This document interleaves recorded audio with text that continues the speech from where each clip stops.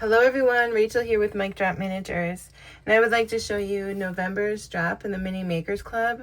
Today we are going to be making a Thanksgiving feast. So here are the printouts that you will get in the community. So you'll download these, and I just want to quickly go through and see what you're going to get. So there'll be pages of graphics and then how to create them, which I'm going to go through some of it here today. The second sheet is you have some canned goods. I guess I should mention too. This first page is all the groceries. We got a grocery bag. If you like a plastic bag, I do have a DIY tutorial on that.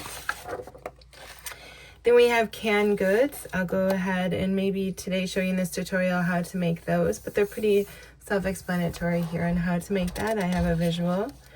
We're going to make an apron, and we're going to use a napkin for the backing. It gives it more texture, and I'll show you that. Then we also have can't have Thanksgiving without a turkey. And then we also have some hamburger here, maybe for your stuffing. And then we're going to make some dish towels and some pot holders. And we're going to use that same technique with the napkin. Here we have a recipe book. And then I'm also going to show you how to make some furniture. We're just going to do a very simple kitchen island.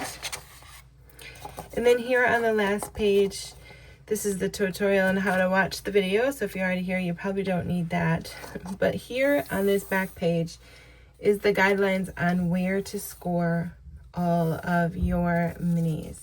Scoring makes it really easy to fold, and then for when you're putting it together, it makes the process a lot easier. Also this month I included just one sheet of all the minis on one sheet. I don't think you have the grocery here, but you have most of them. So if you just want to print out the graphics, you can do that too. And then also I shared, if you want, you're going to do a lot of grocery shopping, right? I also included just grocery bags, and then on the back you can double print so the inside of your bags is also the cardboard looking, or that type of material. All right, so that is the PDF that you should have received. And now let's just dive right into all these wonderful minis that you're going to make. So let's just go through here, and where do we even start? There's so many fun things. Let's just start with the packaging. So I'm going to go through some of the paper that I used. So here is the pie boxes. I printed this on glossy paper. I think it says 50. So let me grab it here. So this is the paper. I use generic, like private label. This is actually from Office Depot. This is 50-pound paper, and it's glossy, and it's for inkjet or laser. I do have an inkjet. So that's what I use for mostly all my food. I'm sure there's way other brands out there that you can use. So I did that for the frozen veggies, all the boxed items, and like the pies, the actual pies, the egg carton. And then the other things I want to show you, so for like the food labels, all my pot holders, like the more thin paper, I just go ahead and I have had this for years. This is a huge box of paper. Even though it says laser, it still works. I'm an inkjet. But it is just really high quality 20-pound copy paper that I use. To me, it's not really about the printer. It's a lot about the paper. Another paper that I love that I thought I'd show you is this Epson Premium Matte Paper. So this is, where does it say? Right here, 48-pound. So this is the same as the Office Depot one that I just showed you, except this is matte. So a lot of ones, like for example, your grocery bag, you really don't see these glossy, right? So I'm going to print that on a mat. So it just depends on what project you're making and what paper to use. All right, so let's go ahead and start with the frozen vegetables. Again, this is on my glossy paper, and I love to fill it with a filler, and it's right here. All right, so here's the filler that I use. This is a very, very large bag. I get it at the pet store. Let's see if I can even zoom out for you a little. There you go. So I get this at the pet store. It is pet bird litter. So I'm thinking this is what you find on the bottom of a bird cage. Not sure if you need, like, I fill a lot of bags, so I got the big bag. Something else you can maybe use is rice. That would be another option. And so what I do, I'm just going to zoom in here. Let's go ahead and we are going to take some frozen veggies. Just going to fold it in half. Again, I cut these all on my Cricut. I shouldn't say that. Some of them I cut by hand, the easy ones, like the grocery bags. I always use a ruler and an X-Acto knife when cutting. I like really, really smooth edges. All right, come on. Okay, so what I'm going to do, my dirty hands, is I'm going to just add a thin piece of glue along the bottom and along the side. Okay, and then I'm going to fold that together and hold it down with something. Usually I have like little clamps, which I don't have here. So I'm just gonna put it right under there.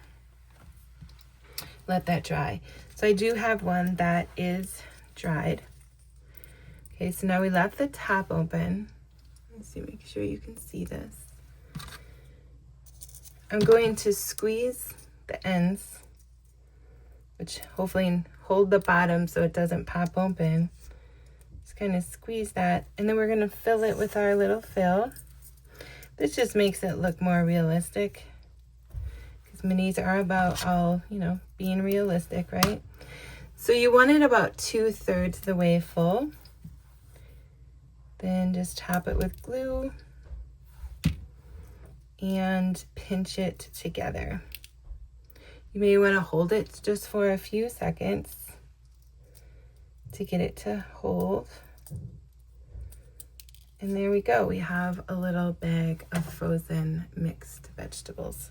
How cute. All right, so we have our vegetables and our cranberries. Next are the mashed potatoes and the stuffing. Pretty self-explanatory. It's just folding the box. The stuffing is going to be the same as the vegetables that we just did. I went ahead and glued the bottom and the sides. I'm going to pinch it. And if you put too much glue, sometimes you can push it a little farther to the edge. But again, you squeeze the sides, fill it, and glue it. So that is those. The pie boxes are pretty much the same thing. What's nice about the pie boxes is you don't really, I can't remember which one I glued though now. Oh, I think it's this one. You don't really have to glue the sides at all. They just tuck right in. So whether you want a frozen pie where, you know, you can have the pie maybe like coming out of the box in your miniature scene, however you want to display it, or you can have it shut too. Again, this is printed on the glossy 50-pound paper. All right, so moving right along, what else do we have? The cans. Well, I guess we can go right into the pies. So for the pies, you want some texture because this looks pretty flat and boring. So I just use air dry clay. And what I did is I show you here, I just molded the same shape as the pie. I put the pie printout on top, and then I just kind of gently folded the clay over to make it look like crust. And then I'll go ahead and color it. I just like to use markers. I haven't really found a marker that I love. My daughter comes in and like steals all my markers. I know what maybe Santa's bringing her for Christmas. But what I'll do is I'll go and just color the sides to make it look more realistic. If you're not finding a color you love, what is it called? The chalk also works. So chalk and a paintbrush, that will also work for the sides. And then just make sure to glue your little paper pie onto the clay once it's dry. Do the same for the pumpkin. So those are your pies.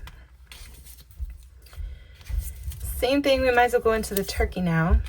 Turkey can be done two ways. So we have a label that you would have printed off, and then we have like a bigger one that kind of looks more like a shape of a turkey. So the first one we'll do is this, we'll do the clay one. So again, you're going to take some clay. Even though this says white, it's sure not white to me. When I think of a raw turkey, it actually kind of maybe is this color anyway. So I think it'll be perfect, actually. But again, if you have a different color, like maybe yours is stark white, I would go ahead and once it's dry, take a marker, take some paint, and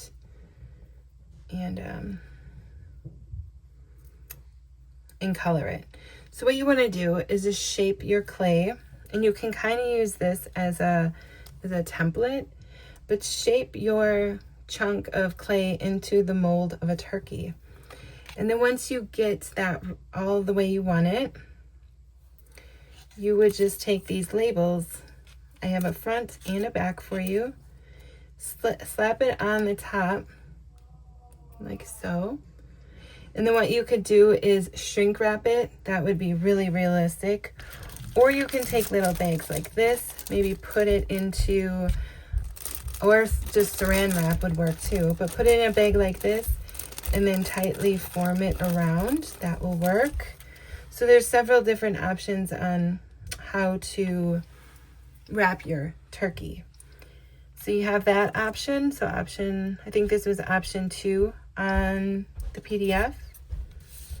And then there's this option where we're going to take the back, we are going to run a thin coat of glue, or strip, around the whole side. It's very important to get, you don't want any holes.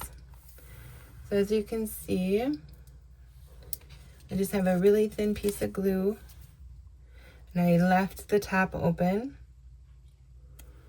We're going to pinch that together, and we are going to let it dry. Now when it dries, just like we did for the vegetables, you're going to have the top open. I went ahead, and this one I actually stuffed with cotton. Now if you want it more heavy, like this is really, really flimsy, you could maybe even do your filler or your rice, something that's weighted to give it a little more realistic look. So there we have that turkey too. So 2 options for the turkey. We have the eggs. It's pretty self-explanatory. The gray are your glue tabs. So fold those in and then you just glue it. This is an empty carton, so if you want to glue it shut, you can. Otherwise, you could possibly put some eggs in there if you wanted. There's your little glue container, or sorry, your egg container. Then for the bags, I just want to mention with this is pretty easy project. I scored the handles, cut them out, and then I have a little diagram in the PDF to show you how to fold them. And you glue it to the inside, and then you just fold the bag. And you kind of, don't be afraid to kind of smush it, get a little because who has a perfect grocery bag, right? Especially when there's stuff in it. And the only other thing I wanted to point out is sometimes working with paper, I don't like the white lines sometimes. So if you can find a marker, this was really hard though, because this was a different color. First of all, make sure to go, like you would think, oh, maybe this is good. No, this is what you're going to get. Really, really orange. So you always want to go like 3 shades lighter than what your actual product, your mini is. And so I would just go and I would for sure test it. See how dark that is? So I don't want you to get your mini all formed and then ready, and then you go to make the sides not white, and even that is so dark. So 3, maybe even 4 shades lighter, but I know sometimes you can't always get markers that are really pastel-y. So I just wanted to point that out on the bag. I don't want you to ruin your piece for sure. So these are fun little grocery bags.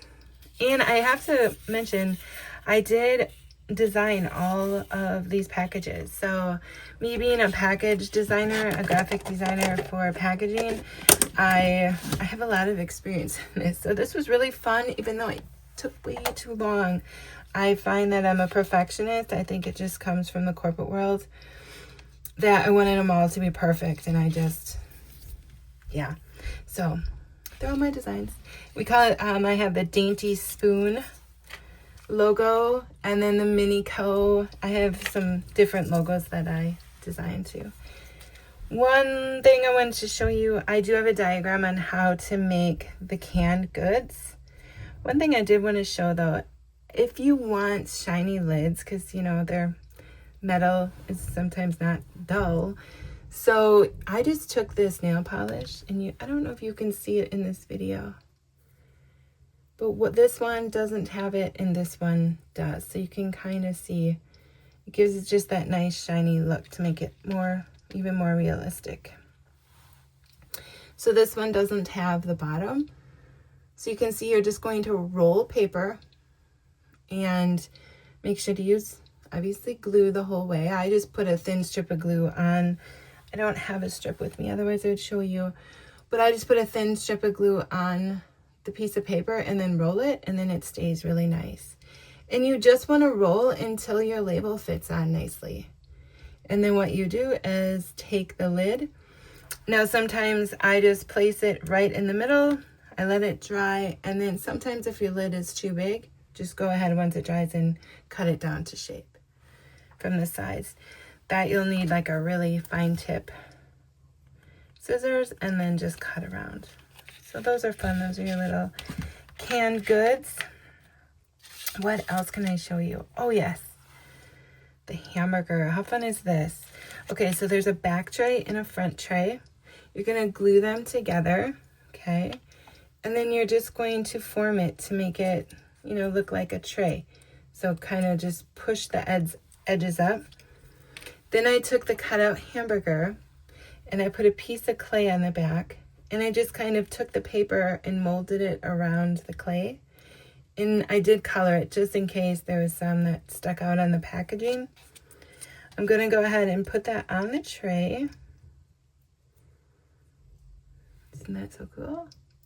And then again, same that we did with the turkey, you could put this in a little baggie and wrap it. If you have shrink wrap, that would be even amazing. And then there are really small, let's see if I can get them up here. Nope, they are not going to, sometimes they stick to your finger. I do have some labels that you can just go ahead and label, put that right onto the plastic wrap, and there is your meat. How fun. I have one for the front and one for the back. What else? Okay, so this next tutorial I want to show you. So I went to my miniature retreat. So fun. It's called Retreat into Miniatures. And a miniatures there taught us how to take paper and put it onto a napkin, and it just holds the form so great on you know, like bedding, or like for this instance, this apron. So I just wanted to show you this technique. It's very easy. So grab your apron. I went ahead and glued the pocket on right away. Okay, and then you're gonna grab, this is just a napkin, a paper towel roll. You're gonna take your glue, and you want to get glue all on every square inch of this piece. Oops. To put my, so I'm just gonna grab a piece of, do I have scrap paper here? No, of course I don't. Here.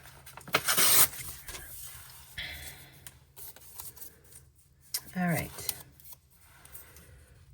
So I'm just going, so every square inch, make sure that there's glue. You can be pretty generous here. Okay, flip it over and hold it down. And then what you want to do is you got to kind of work a little quickly here. Cut it out. The trick is you don't want the glue to dry on you. All right, so I'm doing this really fast for the purpose of this video. I don't want to bore you either. All right, so flip it over, and then, so it's not so thick.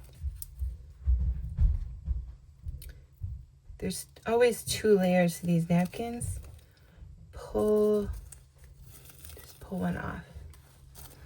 Okay, now while the glue is still dry, this is where we're going to shape the apron. And, you know, just don't be afraid, right? Not all fabric is straight and perfect. So even if you were to like crumple it, don't be afraid. So maybe think of it like, how are you going to have it also? Is it going to be hanging? Like this one, I thought I would hang it on a hook. Maybe this one, you could even, if you have a table, which I don't have one here. Oh, here's one. Oh, here's a little dresser. Maybe is your apron going to be over this side? Another thing I should point out too, if you wanted to make the back the same pattern, you could just have to print it off again. It will make it thicker, just so you know, but if you're going to see the back and that bothers you that it's white, go ahead and just add. So maybe just start forming it. But before you would do that too, I would add your oh my gosh, I can't, the neck, and then the handles. They're not called handles. I can't think what they're called right now. Oh my gosh, that word is like escapes me. I know you're probably all like yelling it into the computer, but so maybe your apron is going to be folded like that on the table. So I would take my handles and I would put those on straps. Is that what they're called? I don't know, guys. So glue those on quickly. Yeah, I just folded them in half so I have yellow on both sides. And then I would attach it here and here. And then just kind of, again, crumple it. Think of fabric. Fabric's not going to be stiff, right? And then just place it on wherever you think that you want your apron. And then let it dry. All right, so we're going to do that with the apron. And then we're also going to do that with the napkins. So I just put them, so this one I thought could be like crumpled up onto the counter. I'll bring that up so you can see it. And then this one, I just folded it like a tea towel. I fold it in thirds, and I'm going to drape it over like a hook. So this technique, you definitely kind of want to know the end result. You know, is it going to be, maybe it's folded over the chair. That's usually where my husband's apron is because he's the cook in our family. So that's, those are the towels.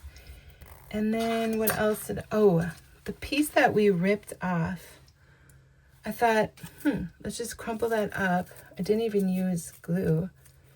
Just the glue from, you know, when the apron was on. So it didn't even really have glue. But maybe putting that down as like another towel or a dish rag. Something for you to play with. The next thing were these pot holders. So I just took a really thin strip of paper. I did a little loop. I glued it to the paper. And then I glued it to foam. Now I wish I would have had white foam. This one, it didn't look too bad, the brown. But I wish I would have had white for the other ones. So these are some little pot holders for fall. I think that's it. Oh, the recipe book. I thought this was fun. And how fun would it be if you actually gave these out with like real recipes for your family? I thought that would be cool. If someone would give that to me, that would be amazing. So this is pretty easy to make. Just gonna fold here, fold here. You're gonna fold these little gray sections up. You are gonna put glue right along there on the gray and fold it in and let it dry. So it'll look something like this. You'll have these little pockets. You can print off your little recipe sheets and put them in there. So a little recipe book. What else do I want to share with you? The only other thing is the island. And I wanted to give you a little more advanced project this month versus just paper. So here is the kitchen island. I give you all the dimensions. Here's a little diagram of what it should look like from the front and the back, the side.